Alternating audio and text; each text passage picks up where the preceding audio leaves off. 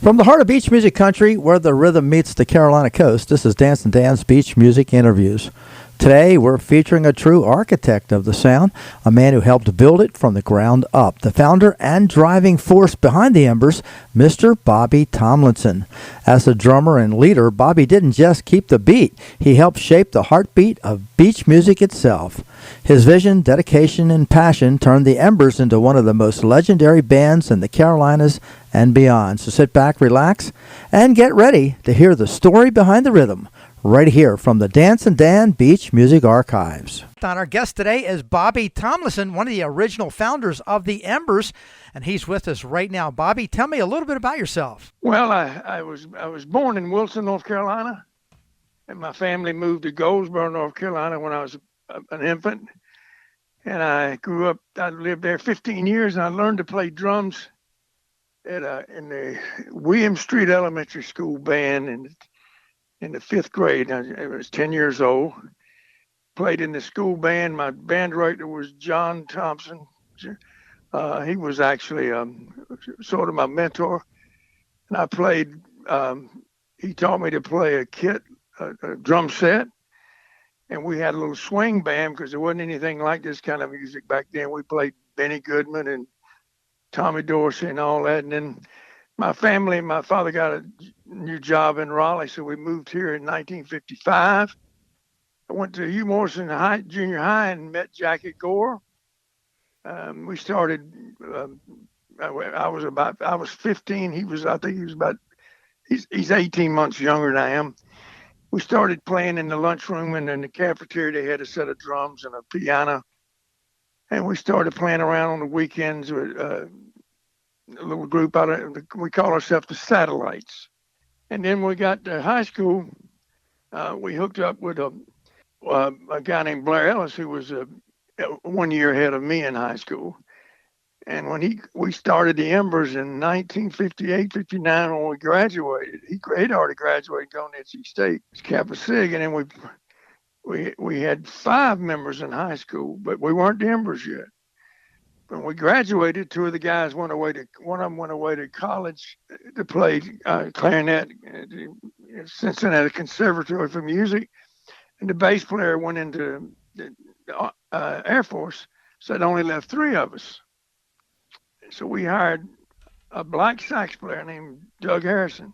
We looked around to try to get a name on a billboard at a country club or anywhere. And I had a copy of an old record called Embers Records out of New York City. And they wrote the name with Logs and Fire. And we just sort of copied it. And they'd since gone out of business. And we have the trademark on the name. And we've been in existence since 1950. We've been this year will make 63 years, going on 63 years.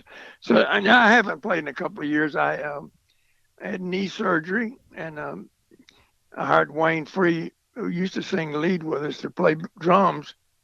And he was doing such a good job.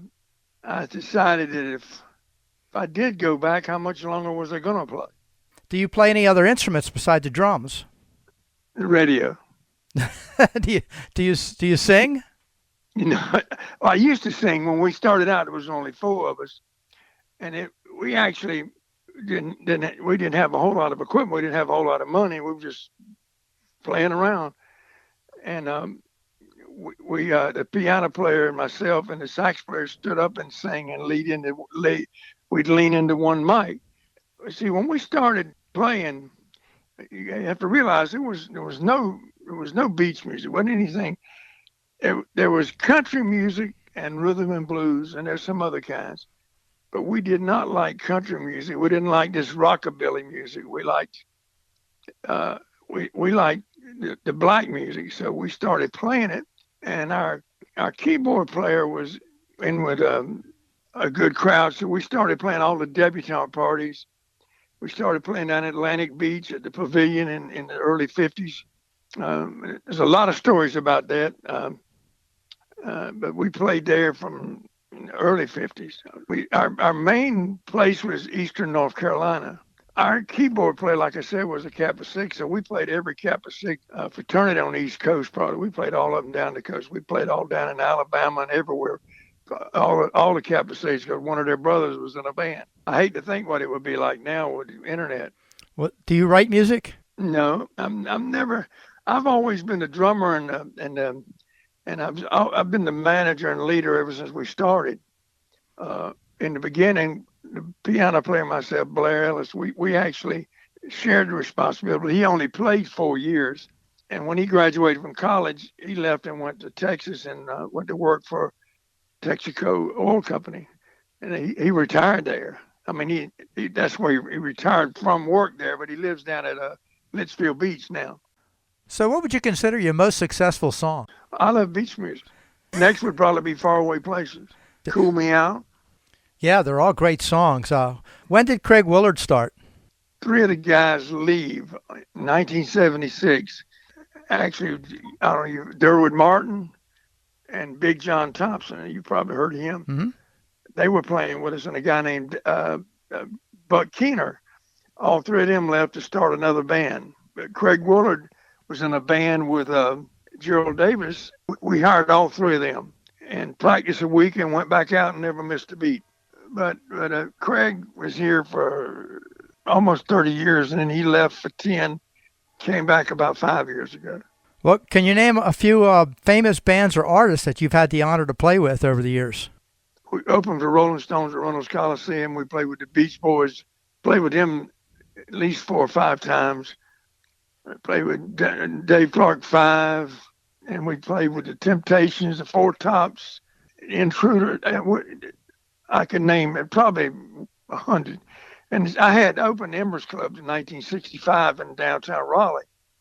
And we had started using entertainment, Jackie Wilson, all kinds of Clarence Frogman Hendry, Rufus Thomas, the Shirelles. I could name them from around, but we played with everybody.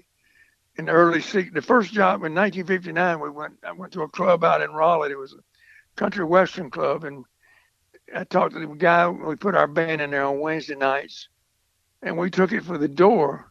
And we started out slow, took in about $60 the first night, and within 4 weeks we were having 400 people. In 1968, we opened a club at Atlantic Beach called the Embers Beach Club. And that's about the time, I'm not saying we were responsible, but that's about the time I first heard anybody call this music beach music. It's around the early 60s. I mean, in the 40s and 50s, you got to understand that they wouldn't play black music on the right radio stations. Mm-hmm. But the major record companies like Atlantic and Roulette and Chess, they would put their records on jukeboxes in black nightclubs and black bars and stuff. And the same jukebox owners were putting them on jukeboxes in places like Atlantic Beach and Carolina Beach and Myrtle Beach, and exposed the white crowd to that music. When we started doing this music, we were the only white band doing it. I mean, most of the white bands were country bands. And we were 4 white boys around 17, 18 years old, playing rhythm and blues, and the crowd loved it. So have you been featured in any TV shows or movies? There was a song that movie called Shag, I think. I can't remember the name of it. Mm-hmm. They filmed it in Myrtle Beach, and they approached us about putting I Love Beach music in it, but Jackie wanted too much money, so they didn't use it. That's the one they had. Otis Day and the Nights, that Shout was in that movie. We had a contract with Anheuser-Busch for 10 years in the early, started around 80. We did the song I Love Beach Music and did I Love Budweiser, which is a story behind all this stuff. Oh, wow. And I'm actually working on a book about my 60 years in the band. There'll be a lot of stuff in there. Tell me a little bit more about the commercial you did for Budweiser. It goes back to we were playing at Atlantic Beach at the Emerald Isle Beach Festival in the late 70s. Right, we recorded I Love Beach Music in 79, and we somewhere around that time we were playing a big concert at Emerald Isle, North Carolina, and man, there was 20,000 people there, and people were all down around the stage and drinking and Budweiser. Somebody handed Jackie a Budweiser beer out of the crowd, and held it up and said, "I love Budweiser," and it stuck. So we started singing it in the song, and then we played it. We were playing it at Myrtle Beach at the Landmark, and the Budweiser distributed on there is Better Brands. It belonged to a guy, an Italian guy named Spud Spadoni. Can you believe that? Hmm. And he had a son that was a guy. He loved us to death. He came to see us all the time. We played 10 weeks every summer at that hotel, and his son was there, and he told his daddy about us and told us about doing it. So his daddy came down and talked to us about doing a Budweiser commercial. So we did it, and we didn't know what we were doing. We did a 60-second commercial, and we did "I Love Budweiser, King of the Beers. Ain't no other beer in the whole wide world gives me such a thrill." We sent it to St. Louis, and they called back and said that we were too local. They weren't interested. So I told the guys, I said, "Let's keep doing it. We'll do it at all these concerts." So we were getting people coming up, Budweiser distributors wanting to know where they could get the commercial. So I would tell them to call St. Louis. Well, they called St. Louis so many times they called me back and wanted to know if we could do that commercial. And I said, "Well, when you want to do it?" And they said, "When can you do it?" I said, "We were playing at the time. We were going to get ready to play a week up in right outside Winston-Salem, and we drove over to Charlotte on a day off. And they sent a guy from St. Louis, an A&R man, and they had us do This Bud's for You and I Love Budweiser." And so we did the commercials, and were there all day. And I had picked the guy up at the airport and took him over there, and we finished. We were on the way. I was taking him back while the guys were getting their stuff packed up, and he said, "That stuff's good." And he said, "If August likes it, they'll play it." He said, "It's all up to him. Nothing plays he doesn't like." And he told me, he said, "Man, you guys are pretty good." He said, I thought I was going to be dealing with a bunch of rednecks." And I said, "You were playing. We were all rednecks. Some of us are just higher on the food chain." 2 weeks later, he called me and said, "August loves it, and they're going to play it on contemporary and sports shows." And I took that to mean in North Carolina. Well, about 2 weeks later, I got a friend of mine called me from Los Angeles. He said, "Man, I'm in Dodger Stadium, and I just heard a commercial on the intercom. It said, 'I love Budweiser.'" I said, "Really?" He said, "Was that y'all?" I said, "It has to be." It turned out they played it all over the United States. And that probably helped promote the band and beach music too. Oh man, it made us people look at us in a different light, and we didn't have any idea what it was going to entail, but we were doing about $100,000 a year in royalties from playing it. They played $25 every time I played on the radio. Wow, cool. And that went on for 4 years, and they changed their ad. We also did a thing for the state of North Carolina, and they made us, which we are to this day, we're North Carolina's official musical ambassadors. We've been very fortunate, very blessed. So tell us about some of the awards that the Embers have won over the years. Well, we've won a lot of Cammy Awards, and as a matter of fact, we've been awarded the Order of the Longleaf Pine, which is something the governor of North Carolina gives out. Been awarded that. I can't even really think about it. Like I said, we've been so blessed and lucky that we've seen. It seems like we made all the right moves, and we've tried to keep a good image, and it goes back to do unto others you have him do unto you. Can't say something good about somebody, don't say anything. All right, I got a couple more quick questions, then I'll let you go. Can you share anything funny that may have happened with you guys while you're on the road? I remember we had Junior Walking All-Stars at Atlantic Beach, North Carolina. They went to Atlantic Beach, South Carolina. We used to do some crazy things, I'm telling you. We were playing with a concert in Richmond, Virginia, and we were playing with chairman of the board. The back of the stage had a ramp to walk down, and it was steep. And I had on leather shoes, and Norman Johnson or General Johnson, all these guys standing at the bottom of the ramp. And I was walking down real cool, and all of a sudden my feet went out from I landed flat on my butt. And he was laughing his tail off. I said, "What goes around comes around." and I remember one time we were playing up in Stewart, and Jackie's a nut anyway, but Norman, I call him Norman. His name is not General Norman Johnson, but I knew him when he played with the Showman. But he was standing there and he real cool. And Jackie runs up behind him, and you know how you put some on your shoulders and run and walk with them. Mm-hmm. He got Norman up there and was running around, and Norman was screaming, "Let me down, you crazy son of a..." Yeah, we've done some crazy things.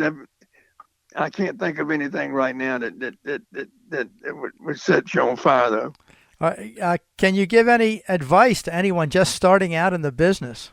Stick to your guns. Play what you want, but remember, don't play for yourself. Play for the crowd, because you can't play music. You got to do music that people want to hear, and it's got to be danceable. I mean, over the past we've learned songs sometimes that we really like, and they were duds. People just didn't like to dance to them, didn't. So we spent all this time learning them and couldn't even take them right out of the repertoire. But you gotta keep your nose clean. Well, do you have a web page or a Facebook page that people can go to? Embersband.net or .com, either one. What a great conversation with a true pioneer of beach music, Bobby Tomlinson, the man who helped lay the foundation for the Embers and the sound we all know and love today. From the rhythm behind the drums to the legacy he built, Bobby's story is a reminder of just how powerful this music really is. The interview has been brought to you by Forever in a Song, where the memories, your stories, and your special moments are turned into songs that last forever. Be sure to visit foreverinasong.com and start your song today. And don't forget, hit like and subscribe for more classic interviews from the Dancin' Dan's Beach Music Archives. I'm Dancin' Dan, and we'll see you next time.